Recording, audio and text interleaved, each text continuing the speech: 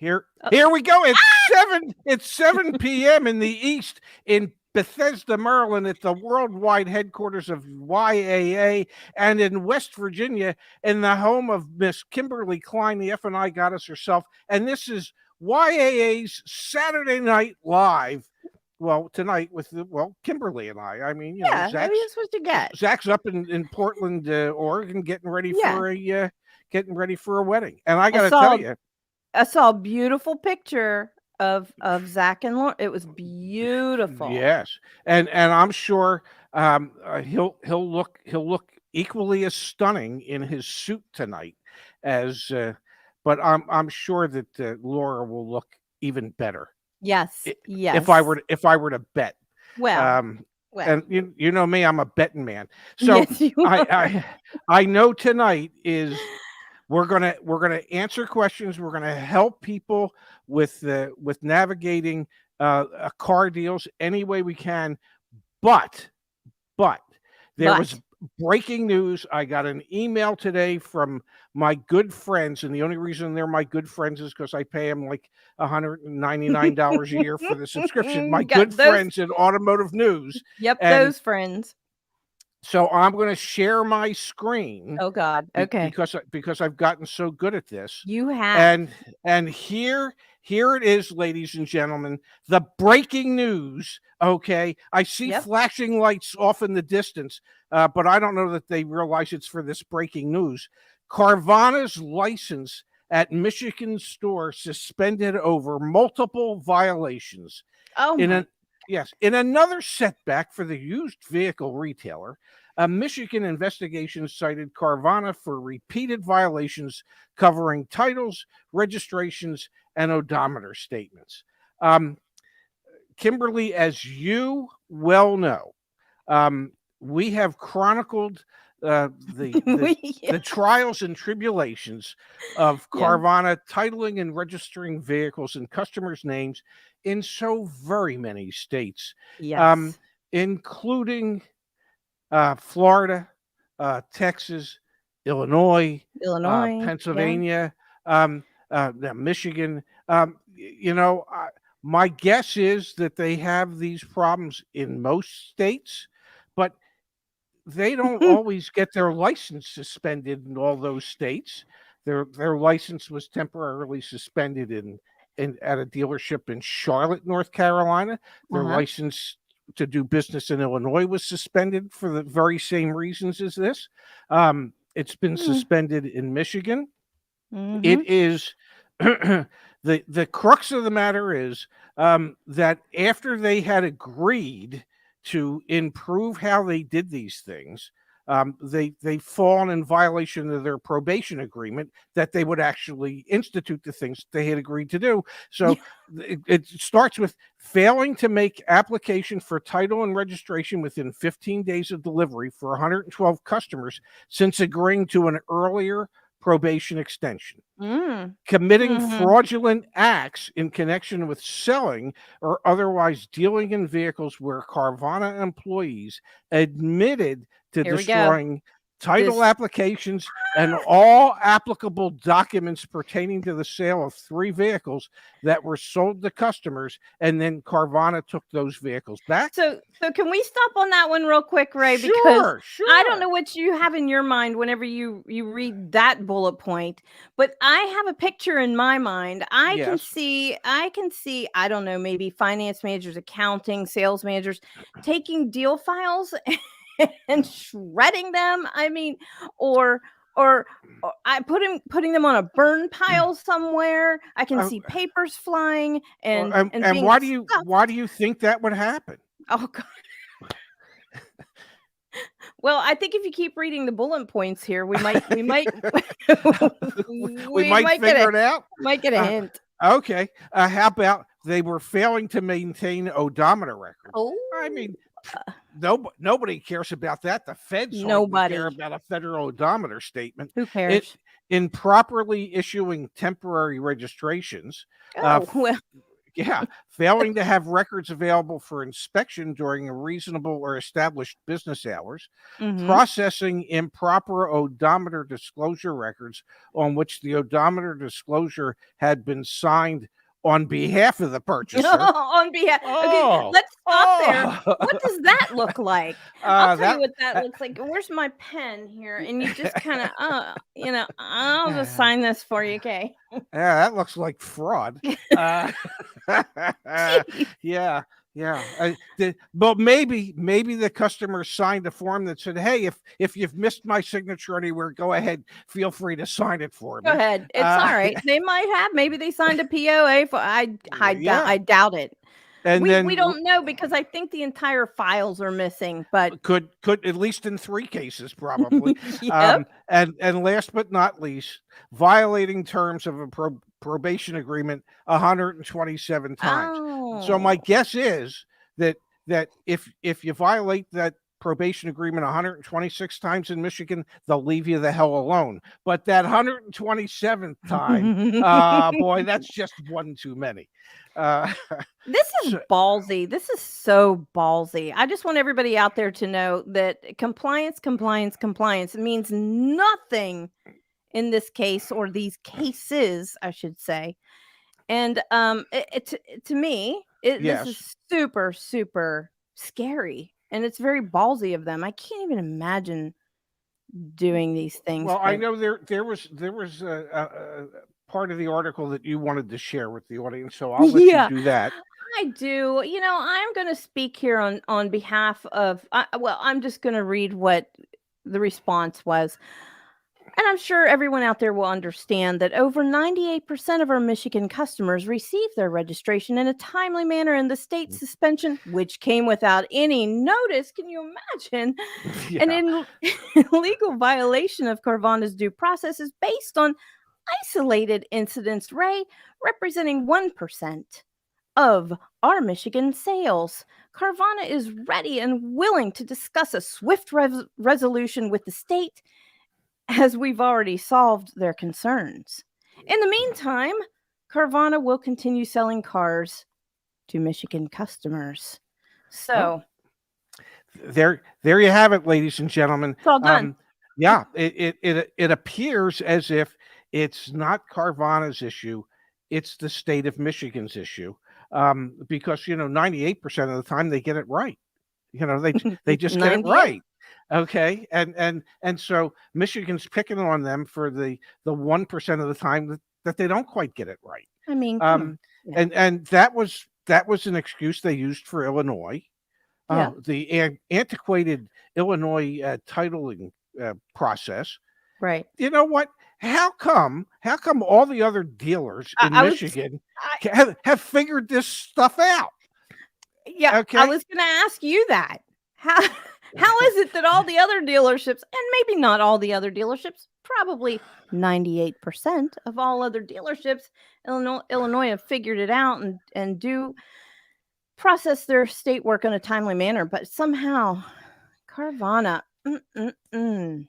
I honestly believe, in my heart of hearts, that this is just the way they do things. It's the way Carvana is going to continue to do things. They're always going to push back and blame it on the states. It's never their fault. And the states have to adjust to this new digital retailing world that we all find ourselves in. Mm-hmm. And I think before the states acquiesce to that, we might find Carvana out of business. Because this can't continue forever. It'll get to the point where they will be banned from doing business in a majority of the states. And the investors are going to get caught holding the bag here. All the people that bought stock, all the people that helped make the Garcias filthy rich, the owners of Carvana and Drive Time. At a certain point, Carvana is going to find themselves in such a deep legal ditch that they're not really going to be able to find their way out of it, and their stock will become even more worthless than it. well, it's not worthless, but It's it'll not become less valuable than what it is today. And today it's trading at, I think, at about 75 or 80% of where its high point had been.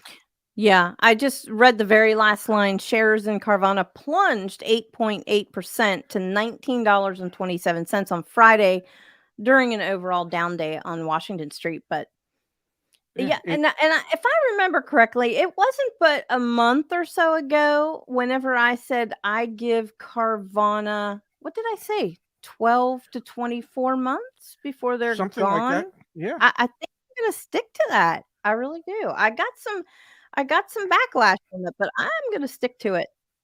Yeah, I just think that they've never invested the time, effort, and energy or money required within the confines of their titling department to be able to get the titles to the cars that they're selling prior to them actually selling them, and then B, get those titles turned around and put into the new customers' names and the Yep. registrations in the time that each state requires that it be done. And until they're willing to spend the money to do that, it ain't going to happen. Nope, it And ain't. it just isn't. So that's our little breaking news on Carvana.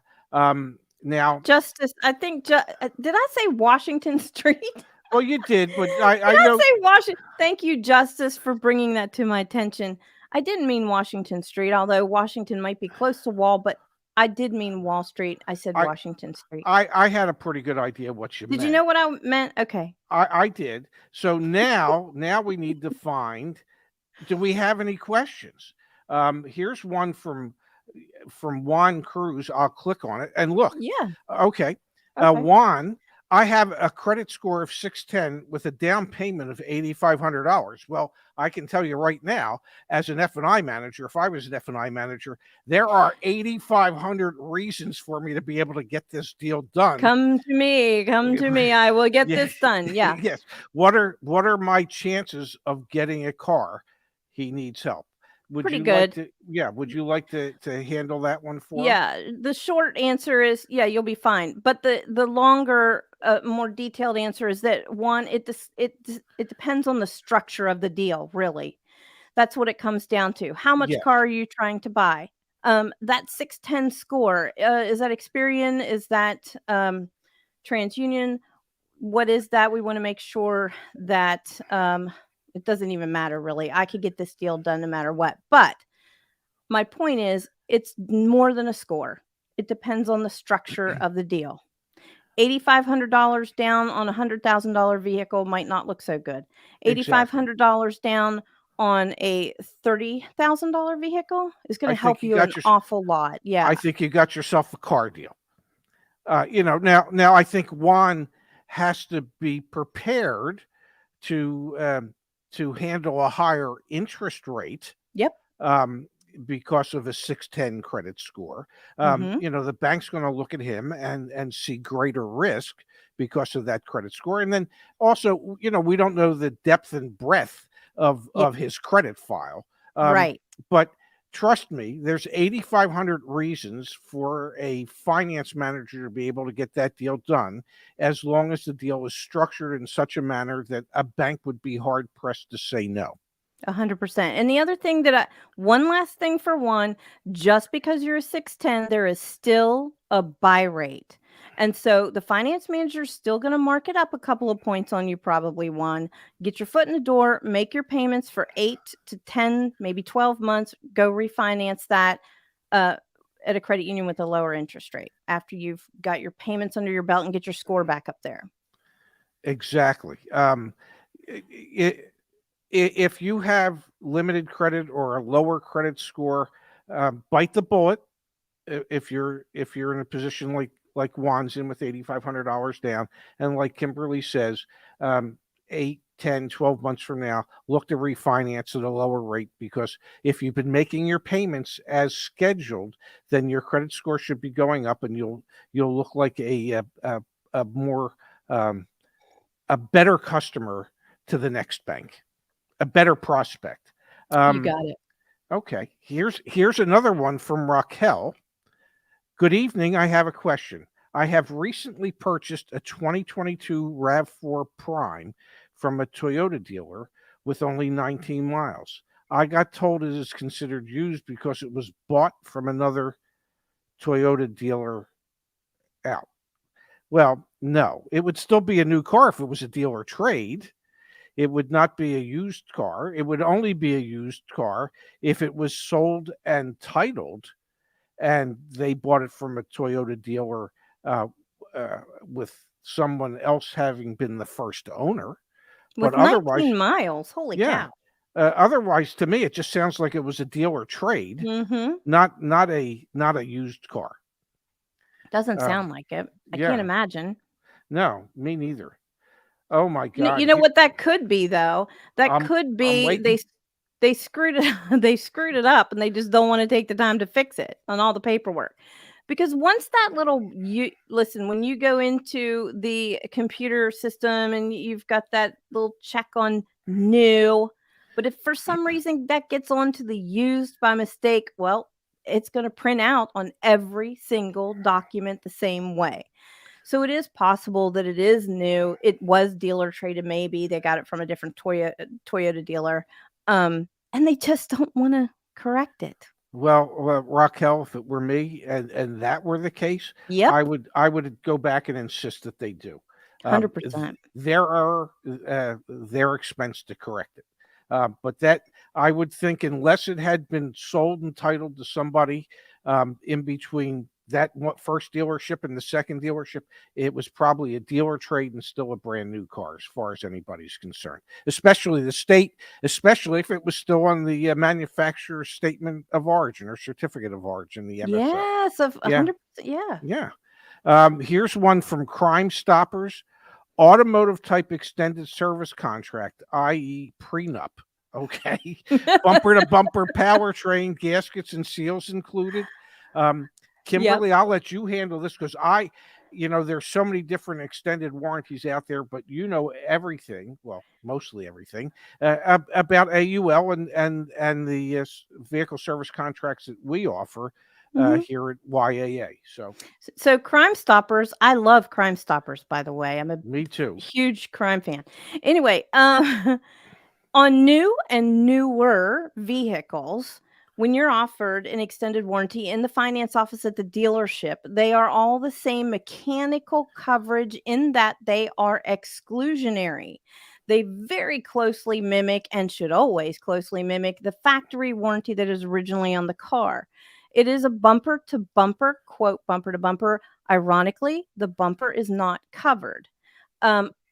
Powertrain, computers, electronics, engine transmission, seals, and gaskets, yes, they are covered as well. And that's what we have. We have that. Yeah. We have a dealership administrator. We have partnered with AUL. They've been in dealerships across the country for over 31 or 2 years now. So yeah, 100%. Now, if you come out of the exclusionary bumper to bumper coverage, you then go into what is called stated coverage. And that is where, instead of saying to you, hey, Ray, it's all covered, just like a bumper to bumper, now we're actually going to state on the contract under their headings what is covered. There you have it. I hope that is now clear as mud, Crime Stoppers. And it should be. Here's one from the Jacob family. Oh, okay. If I pre-order my car, can I lock in my rates days or months in advance before picking up the car? I would say that most banks traditionally have a 30 to 45 day rate lock when you apply for an automobile loan. Some captive lenders, I believe, if I remember correctly, BMW Financial and Mini Financial, for example, in many cases, it was 60-day lock, so that you could oftentimes lock in any specialized rates for 60 days. So, it depends on how long it's going to take for the vehicle to get there. Yep. Do you have any suggestions for them? Well, and this is part of the new, and I hate saying that term, the new normal, but where we are now. In the finance office at the dealership, your approval was good for 30 days. End of story. You've got 30 days to make up your mind. But now it's depending on the bank. Exactly like you said, Ray. A lot of credit unions out there are different. They're going 30, 60. I've even heard of 90-day Wow. lock-ins as a incentive. But yeah, you want to check with your bank on that, and check with the finance manager. And yes, Justice, that is a beautiful photo of the Jacob family. I agree. It is. Yeah. Yeah. What a wonderful looking family. Yeah. Um, well, I hope we were able to help you with that. Here's a question from Gil. Dealership asking to put down payment to reserve a car, but I'm worried about the markup of the car. What should I do or need to know before reserving the car? Go Well, for it, Ray. for me, this is easy. You need to negotiate what the selling price of that car is going to be, including all fees and taxes, um, prior to leaving your deposit to reserve the vehicle. So if if they normally charge a market adjustment, you can negotiate that market adjustment on the incoming car prior to it getting there. If they tell you, for instance, well, we put the desert protection package on every car that we sell, so you're going to have that. You can negotiate that now because, well, they don't have to do the desert protection package on a car that hasn't come in yet. So what you want to do when you're reserving a vehicle is you want to negotiate what your total cost of that vehicle is going to be, including all markup, accessories, fees, whatever it is that you've come to an agreement to should be in writing, detailed down to the penny, and should be signed by you and the general manager of the dealership. And you do that prior to leaving whatever deposits you want to leave to reserve the vehicle. Fantastic. Yeah, Fantastic. sounds like reasonable advice. Yes, Yeah. I agree. Yeah. I'm still looking for more questions, so you're gonna Here, have to vamp here. I Unless you got pick. one. Okay, Yeah, I cool. got one. But do you Okay. have to take that one off the screen so I can put this one on? Well, I don't think so. All right. Look at that. Look at that. We almost know what we're doing here, kids. We're dangerous. We're just Yeah. enough to be dangerous. Is there a website that allows you to find the best interest rates? I have a FICO 8 of 828. Just think my credit union where I'm at, they're not the best. So, first of all, congrats on that Yeah. fantastic score. Love to see that. Um, get online, do some internet sleuthing, check out credit unions in your state, not because you're going to go through them, but so that you can know what the going rates for new and used cars are, because they generally publish them on their websites, and then use that at the dealership with the finance manager. With an 828, I know if I were still working in a dealership, I can beat most credit unions with an Yes. 828 with my buy rates. So, no, is there a website? I don't We know. did a video on it a while ago. I don't know that there's a website. There is Bankrate. I think it's bankrate.com. Bankrate.com. Well, there's any number of them out there. Um, even what is it? Lending Tree. Where lenders compete, you Yeah, you win. got to be Uh, careful though. You don't want to get the yes, spam. The yes, spam. but there are websites you can go to that would give you some idea as to what type of interest rates you would be looking at. And trust me when I tell you, with an 828, if you have a deep credit history, you will qualify for the best rates, and every bank out there would want to have you as a customer because they're pretty much assured that you're going to be paying them back. Ooh. Does dealers still make anything on a loan if they give you buy rate? John, they do. It's called a flat. Yep. In reserve, a flat reserve, and that's going to be based on the amount financed with some banks. So it'll be a percentage of the amount financed, or it's just going to be a flat. Maybe it's $100. Maybe it's $300.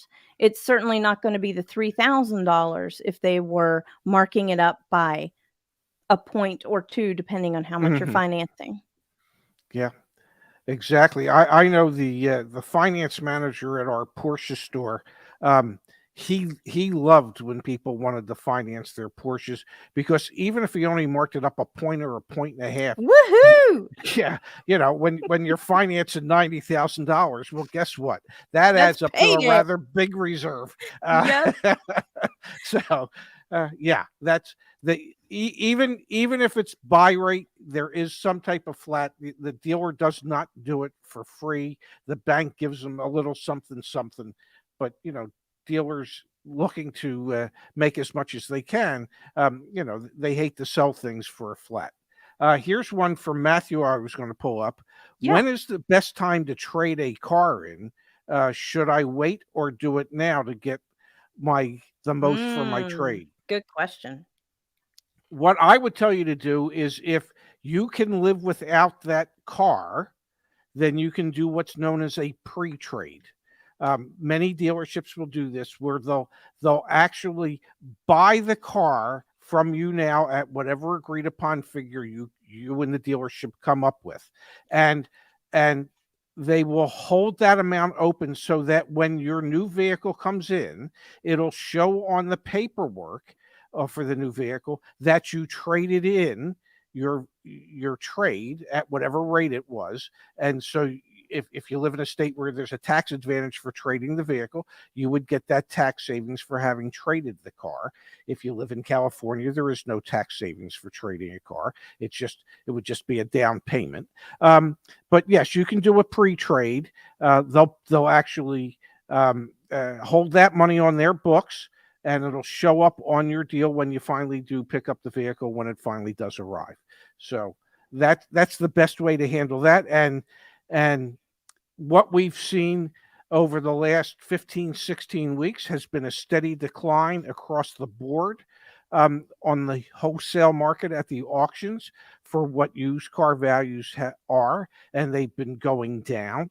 There is an expectation by some, and I'm in this camp that thinks this, that because of the hurricane, that we will see a spike in the opposite direction of values going up again, because of the anticipated shortage of used cars out there, because God knows how many thousands of cars will end up being totaled and need to be replaced in Florida, Georgia, South and North Carolina from the storm. Right. So I would anticipate that there's going to be a uptick in the pricing of these used vehicles, these wholesale numbers, but trust me, the dealers are going to do their best when they're dealing with a customer's trade-in to spend as little as possible, and they will share with you the information that wholesale values have been declining for 16 straight weeks. Trust me, they will be more than happy to share that information with you so that they can hold down the value that they want to offer you for your car. Interesting. Do you mind if I throw one at you? No, I would love you to do that for me. Go right ahead. This one is from Donna Lyons. Okay. I'll read it to you. I had a deal sheet, left a deposit, found out 2.5 months later they sold it to someone else only because I paid to have the VIN number traced. Lots of excuses, no apologies, did get a refund, but do I have any recourse? Did you have any signed documentation from the dealership, signed by either the owner or the general manager of the dealership, stating that a particular vehicle with a particular VIN was coming in and reserved for you, and that you had agreed to the price? If you have that type of documentation, then I would have a conversation with a local attorney that specializes in contract law to see if he thinks there could be a case there.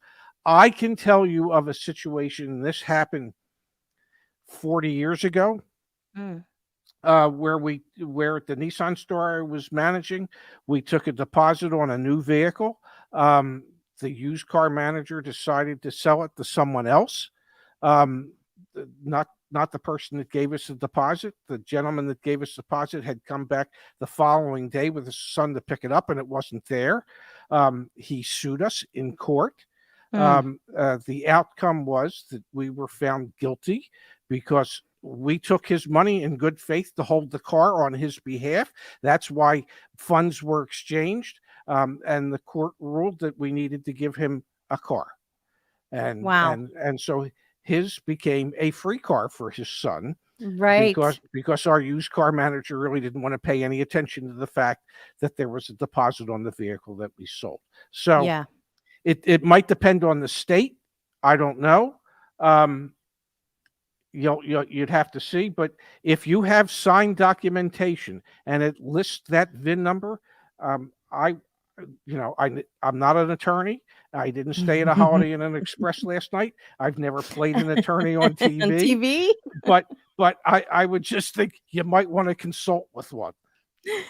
I'm going to do what Zach always does. Thank you for that, Ray. Thank you. There have been some I think you call them super chats that have come in, and I want to go back through here and kind of acknowledge them. So, oh my, look at thank you. Didn't see that. Yeah, me either. And I apologize if we missed any.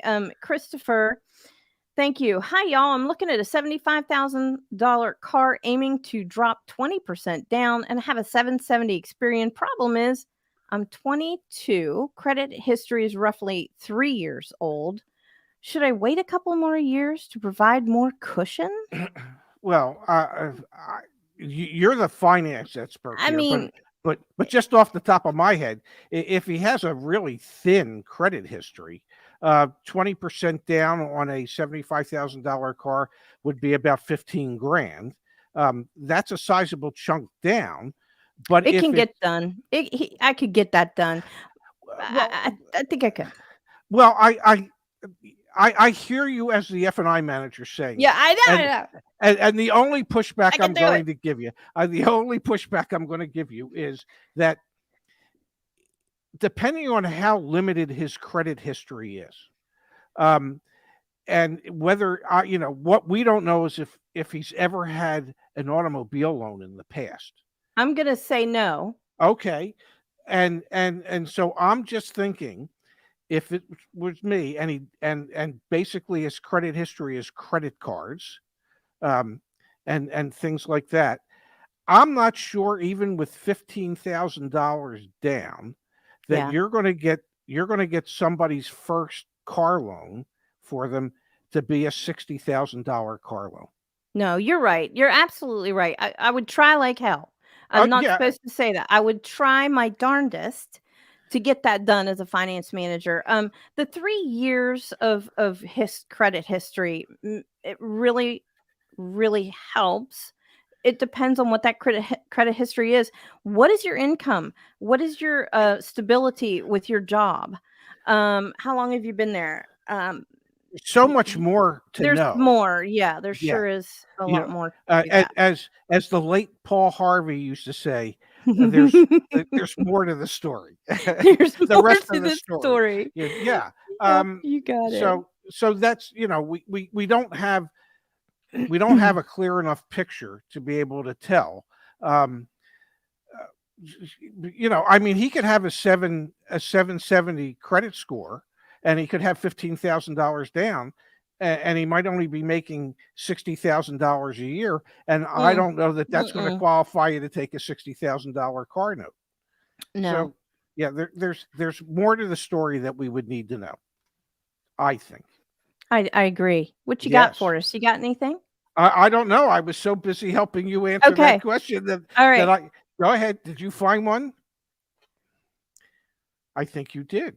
With the new environment, is it still possible to get a better deal on a new car at the end of the year, i.e. end of December, even if you order the car at that time? Okay. If you order the car at that time? Uh-huh. No, because they don't get to count that as a sale until the car actually gets in.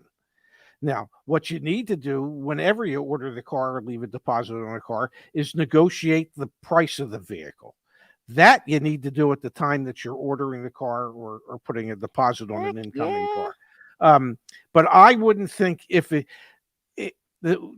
time to get a better deal on a new car at the end of the year is not only to be in a position to threaten to relieve them of a car, but you have to threaten to relieve them of a car that is presently in their inventory. So taking a deposit on an incoming vehicle at the end of December that might not come in until January or February, Right. that doesn't count as a sale for December. That Mm-mm. will count as a sale for January or February when the vehicle comes in. So I think the time you have leverage at the end of the year is if you can come to an agreement on a car that is in stock, ready, as we used to like to say, ready for immediate delivery. It's ready for immediate delivery. Yes, yes, See your yes. finance manager this way. Um, Here's one yeah. from Nelson. Okay. Have you guys heard of banks that are your lien holders telling dealerships that want to purchase your car as a trade-in, marking up the payoff to the original MSRP of the car, even though it is used? No, I think you could speak to this more directly, but the I payoff's the have payoff, and it's is figured to the day that it's paid off. You can't just make it whatever you want. dealerships that you purchase your car as trade-in. No, I got to tell you, I've never heard of that, of marking up your payoff. No, sir. They better Well, not be. I don't know how they could. No, no. Unless you know, not I would never put anything past creative dealers. But a dealer could call the bank and get a 10-day payoff. And let's say they call the bank and the 10-day payoff's $30,350.89. And then the dealership tells the customer, well, no, the payoff's Yes. $38,353.89. And they take that extra $5,000 for themselves and only pay off what the bank asked for. But the bank you need to, Nelson, you need to be the one that calls the bank to get the payoff so that you know exactly what it should be. You know what, Ray? I think, okay, so Space just said over here that he means a lease. Well, He means okay, a lease. So if they're getting marked up on, if your payoff is even no. on a lease, if you want to pay off your lease early, the way and if you have the type of lease where you can have a third party pay it off, the way a payoff is figured on a lease is they take your remaining payments plus the residual value, less a little bit of interest that they get to take off because, well, it's going to be paid off early. So it depends how many payment, but the payoff is still based on the residual plus the remaining payments. They can't just, the dealer is trying, it sounds to me like the dealer's trying to mark up the residual value what I was, yes. So that they can try and participate in this when, well, legally they're not allowed to. No, because if you wait till the end of a lease, you are allowed, in most cases, to buy the vehicle for the residual value, and any other fees that might be associated with that purchase have to be disclosed at the time you lease the vehicle, and they have to be disclosed within the lease agreement. And in most leases, it doesn't say anything, so it's just the residual value, and that's why there's a situation there is in Florida where dealers, are trying to add fees to the lease buyouts because the dealers want to figure out a way to participate in this so that they can make money that they're, well, not legally entitled to make. So you got it. I don't know if I got it, but I think we tried to answer it. Yes, Valerie, I would highly recommend to join our community. Now's a good time to let people know. Go to joinyaa.com, and join our community. We also, if you go to joinyaa.com, you can look for a car there too. Can't you, Ray? You can. Absolutely. You can Find search for yourself a a car. car on our website on the search tool. But I think the first thing I would say is go through Deal School first. We offer a complimentary course. It's called Deal School 2.0. It goes over in some depth um, every step of the process when it comes to buying a car, from selecting a car to what's your trade worth to how you negotiated a new car deal, what goes on in F&I, how to be prepared for the finance and insurance office experience, and then if you just join our community, and if I remember correctly, last Saturday, as we Mm-hmm. announced on the show, Yeah. that you don't have to be a premium member to use all aspects of our community. Anybody that's just a member, and you don't have to pay to be a member. If you want a premium membership, you'd have to pay either $19.99 a month or $99 for the year. But as a member, you can utilize every aspect of the community forum.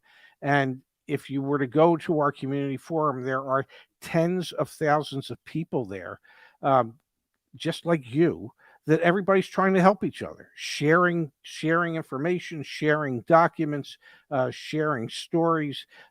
So I would start with Deal School. I would utilize our community at joinyaa.com / community, and start there if it were me. How'd that I sound? I think that sounded fantastic. I'm trying to this is becoming an art, like trying to keep up with the chat, reading the chat, listening Yeah, to I don't know how the hell he does it. I don't either. He's really, really, really good. Yeah. Zach, this is not easy, so you do a fantastic job. Um, let's see what else we got here, Ray. Well, here's one from Ismael Gutierrez. Is it a Okay. good time to order a new car around this month? I'm thinking a Jeep Wrangler. I've watched a couple of your videos saying Jeep is slightly negotiable. Does that mean the MSRP? It MSRP. depends on the Jeep model itself. I am not as and I will ask Space or Justice Space. or Space, yeah. Or it, Justice, yeah, either. it, Yeah. it to put something in the comments as well. I don't think that the Wranglers are as negotiable as, say, a Jeep Gladiator or the Jeep Wagoneer. So I think it depends on the Jeep model. And certain models you probably wouldn't be paying anywhere near MSRP. You could get it below MSRP. We recently had somebody who I think bought a Gladiator, and he was what, $8,000 or $9,000 below MSRP on that. Yes. And but I don't know that that's necessarily the case on a Jeep Wrangler. Do you have any insights on that? I don't, but I know what you're saying. I've heard Space talk about that as well. I don't know if it's on a Jeep Wrangler. I can finance it for you if you like, but but I Oh, can't. wow. But no, what you said sounds to me, and Space, you'll have to keep us right here. Well, Um, somebody's got to. now Austin Feinberg, thank you, thank you, Oh, thank wow. you. I didn't even see this stuff coming in. Where have I I been? You're answering questions, man, and I'm trying to keep up here. Okay. Well, I thank you, Austin. First of all, just thank thank you. you. Yes, Yeah. yes. And then also Jude Gallagher, I must have missed his super chat. I'm going to get to you next, Jude. I just Okay. marked. Okay. Go ahead, Ray. So Austin wants to know, I got quoted the following on a $47,000 MSRP X1, $1,000 payment for a 36-month lease by my dealer for a 10,000-mile a year lease with just the first payment down. They had a residual of $28,000. The total cost of the lease is over 30. How is this possible? Well, I think it's possible because they're ripping you off. Yeah. How's that possible? Let's see. If the residual is $28,000, so what are they? What was the capitalized cost of the vehicle, Austin? We need to know some additional Yeah. information. Cap cost, please. Cap cost. If you can get what the exact residual percentage is. what the money factor is. That just seems a tad bit. I think I'm being generous when I say tad. That just yeah, I think you are too. that just seems way high.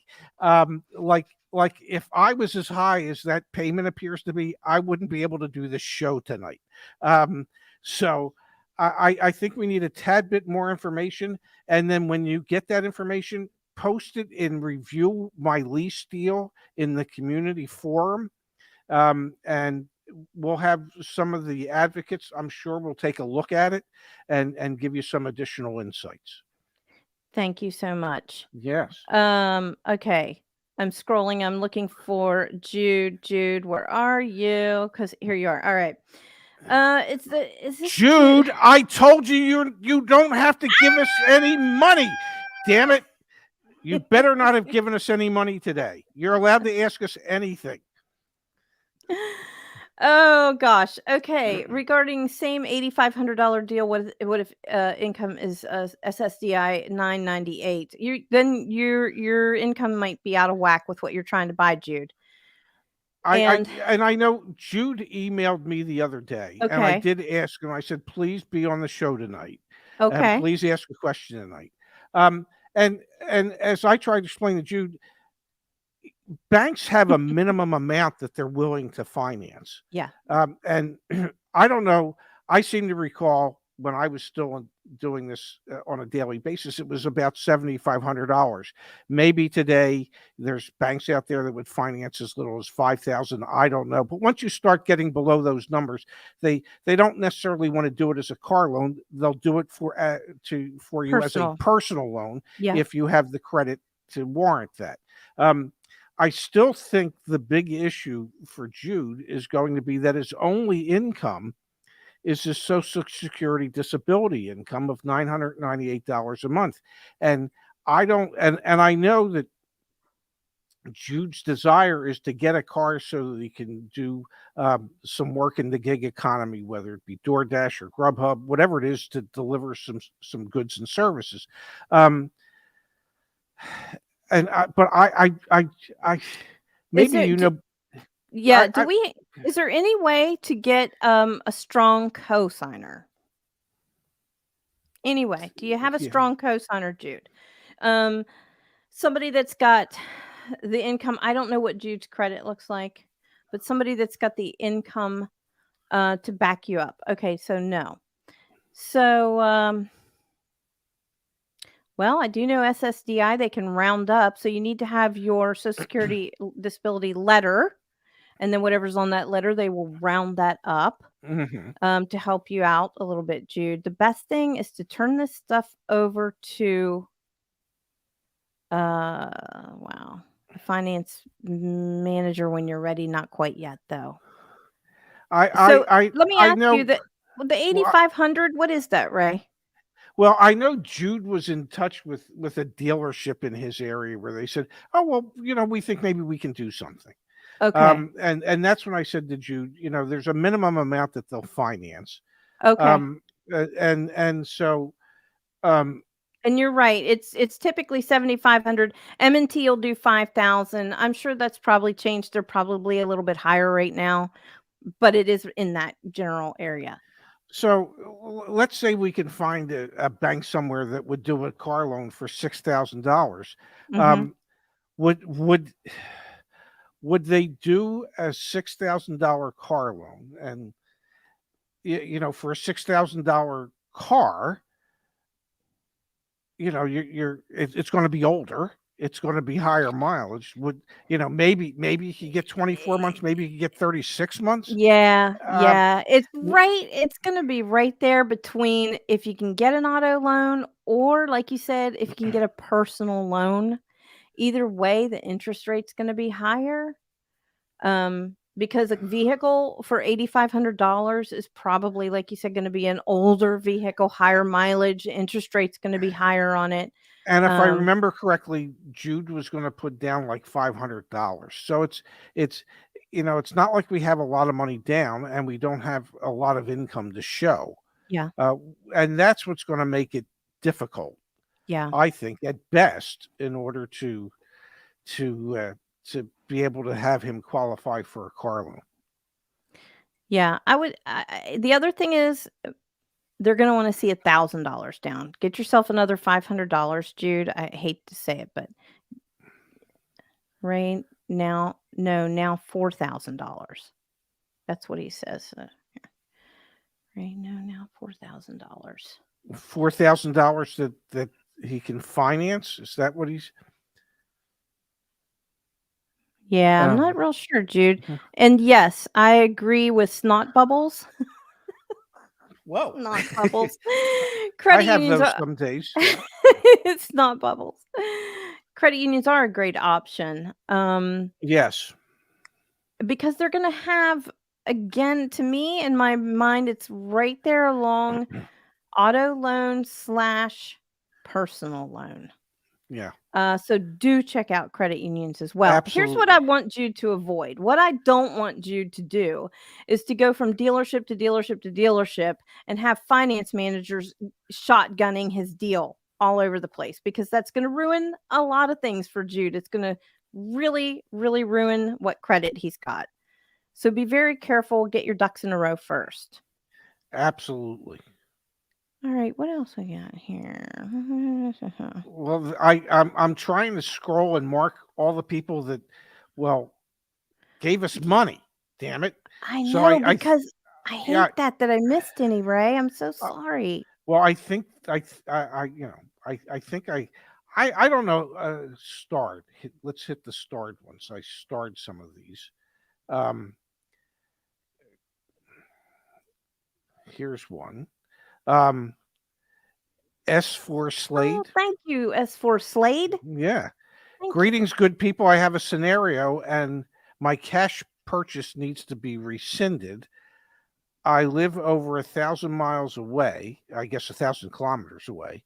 Is there, or 1,000 miles, is there anything I need to be aware of? Oh, that's I don't know what the scenario is. Yeah, neither do I. I don't know. I mean, I don't know that we have enough information here.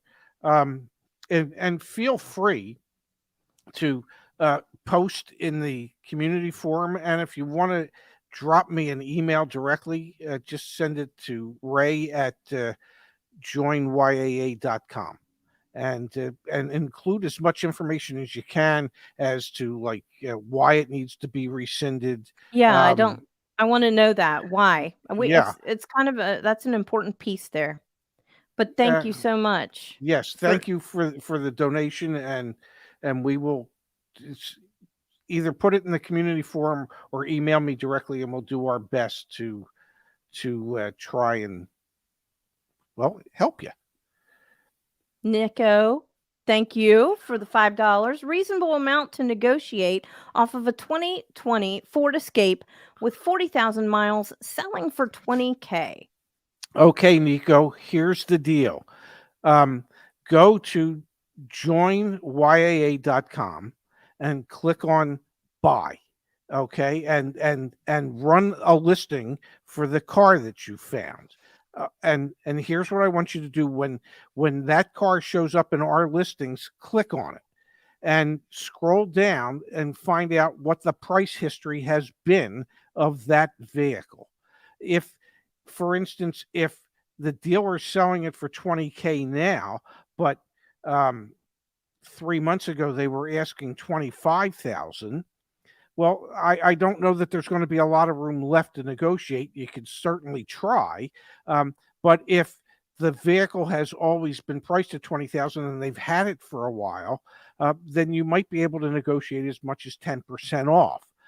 It never hurts to try. The worst they can say is no, but you need a little more information to be able to make a clear, justifiable offer on the vehicle. Does that make any sense? It does. It does. I walked out on buying a new car after talking them down to MSRP plus OTD. F&I wouldn't budge on 6.5. They wouldn't accept outside financing. 850 credit score. Go refinance it. That's what Yeah, I the would easiest tell you to the do. yeah, the easiest thing to have done there is, yes, I know you could be mad at them. Finance it at the 6.5%. Wait for the loan to get funded. Find out exactly when the bank has processed the loan. Call and get a payoff and refinance it. You might Yeah. you might end up spending $25 in interest, but at least that way, you could then refinance it at the much better rate, and you could basically be screwing the dealer, and based on what they're telling you, they deserve to be screwed. Um, Yeah, because I that's 6.5. In my brain, I see 4.5. To me, that yeah, sounds like 2 points. Easy. yeah, That was a easy whatever refinance, they made a good amount of money. A lot of yes, people asked me last week, Ray, what happens to the dealership whenever I pay my loan off early? Well, uh-huh, what happens is, let's say in Ryan's case here, the finance made in reserve, which is the difference between buy rate and sell rate. Let's say they made $1,500 and they didn't sell any product. So the finance manager made $1,500. That goes into a big old finance pot that they get mhm, paid off of at the end of the month. If you go and pay that off within the first 30, 60, or 90 days, that gets sucked out. yes, It gets sucked out. And so, yes, dealerships do, um, expect chargebacks. It's called a chargeback. They do allot a certain amount for chargebacks every month, but they do their best to not let this happen, because the finance manager is getting paid off of that. So that's what happens. uh, Yeah. uh, yeah, I would Ah, say I would say, um, just as we described it, take their 6.5 loan and go refinance it like 10, 15 days after you took out the loan, and that way they lose the reserve they made, 100%. and you save the money. Let's get back to Christopher. He's the nice Christopher. young man who was looking at the $75,000 car with 20% down. Okay. So as it turns out, he does have a car loan under his belt, and he Perfect. makes a six-figure income. Yep. So having said that, Uh huh. yes, I wouldn't see any problem with a finance manager, um, even as a weak one like me. I wouldn't see any problem with a finance manager getting him done on a $60,000 note with $15,000 down, and that type of job. Would you?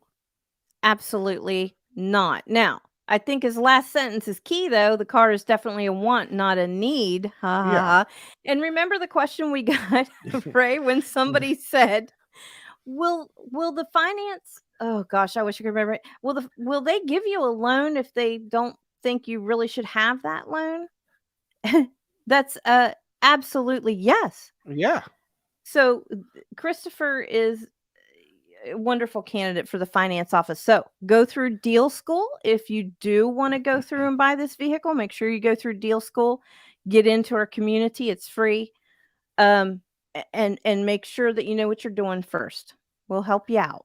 Yeah, but with his type of income, and with having a paid or car loan in the past, that's almost a no brainer. And the real question becomes, how bad do you want it? Yeah. Or are you willing to overpay in a hot market, that's cooling to a certain degree? So you might be better off just waiting a little bit. Yeah. Here's one from Ray Martinez. Okay. And my God, another nice looking Look at family that there. family. I love these family Yeah, photos. My yes, gosh. yes. And I see that picture on holiday cards. I'm telling you, Yes, all their friends and family are going to get a holiday card, and that family photo is going to be part of it. Um, it is. what advice would you give someone with a lease due back for return? Try to utilize the equity for the next car, extend the lease and wait for car values to drop, buy out the lease. Mm, Um, mhm. you know the history of your lease car better than anybody. It's Yep. been your car. Okay. You've been driving it. You are still in a position today, even though used car values on the wholesale side of things have been dropping, considerably. And when I say considerably, between 10 and 15% over the last 16 weeks. That's what, 4 months. But even having said that, values are still much higher than they have traditionally been for vehicles. So if you have a lease that's coming due, my guess would be that your residual value that you could buy it for is probably a good 20 to 25, maybe even 30% below what its real current market value would be. Now, it's not often in your lifetime where you have the opportunity to buy something for between 20 and 30% less than what it's really worth. This could be your opportunity. If it were me and I didn't want to get another car and I don't need another car and I know this car and I'm happy with it, I would buy it outright at the end of the lease, knowing that I have built in a profit of somewhere between 20 and 30% if I wanted to get rid of it. Yes, I would too. If I was in that position right now, I hang on to it for a little bit. Have oh my God, look, look, you found more. Well, there's Shore Lawn. Thank you so much. And Angel LeBron. Thank you. Oh my God. Thank you. We really, really appreciate it. Yes. Thank you. I don't know how to break it to you, Kimberly. Uh-huh. But you've killed another hour of your life. I did. Yeah. And I know but I did it with you, Ray. I killed the hour with you, and hopefully we were able to help some people. I think we got through some questions here. I hope we did, and I hope I hope we added some value into some people's lives tonight. And I appreciate the fact that we had talked about doing. You said, well, if you want, I can do a short show with you. And you said, I'll do like 45 minutes. And That's right. It just goes so fast. Yeah, and here we are. We've done a full show. So from the bottom of my heart. And hopefully I can speak for the close to 600 friends that watched us tonight. Thank you for doing this. Thank you for being a big part of this.